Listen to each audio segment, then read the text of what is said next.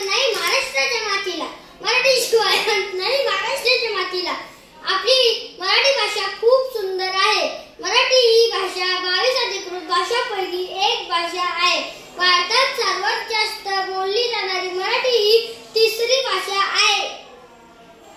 भारतात सर्वात जास्त बोलली जाणारी मराठी ही तिसरी भाषा आहे. मराठी भाषेचा खूप महत्त्व आहे. महाराष्ट्राची राजभाषा मराठी आहे. दरवर्षी 27 फेब्रुवारी हा दिवस मराठी राजभाषा दिवस म्हणून आपण साजरा करतो.